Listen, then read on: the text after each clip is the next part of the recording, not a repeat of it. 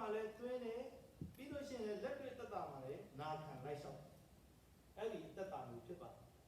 ကျွန်တော်တို့တွေကနှုတ်ဘက်ကိုကြားပြီးတော့မခံယူဘူးဆိုလို့ရှိရင်တော့ကြောက်တောင်မဟုတ်လမ်းပေါ်ကမြည်ဖြစ်တယ်ဆိုတော့နှုတ်ဘက်ကိုကြားတယ်ခံယူတယ်ဒါပေမဲ့နှုတ်ဘက်တော်နဲ့ဆိုင်တဲ့ဝိညာဉ်အသီးတွေတက်တာမှာမရှိဘူးဆိုရင်တော့ဒါကစူးမြည်ဖြစ်တယ်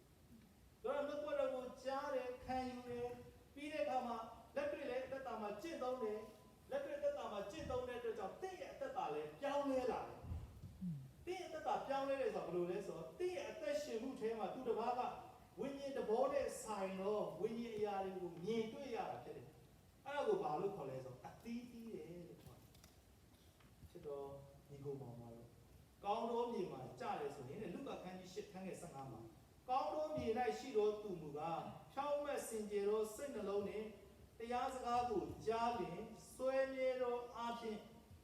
မြဲမြံစွာအသီးသီးသောသူကိုဆိုလိုတည်းလို့ပြောတယ်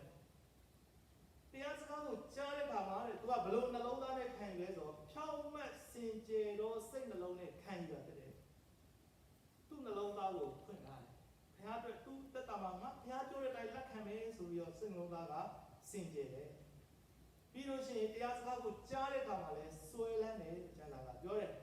စိတ်ထဲမှာအမြဲစွဲလန်းတယ်ခဏနေမိသွားတာလည်းမဟုတ်ဘူးနော်ဟုတ်တယ်ဗျခဏခါရှိကိုပြီးကျွန်တော်ဗာပြောခဲ့တယ်ပြန်ပြီးမယ်ဖြေနိုင်မလားဟမ်မမေ့ဘူးဆိုတော့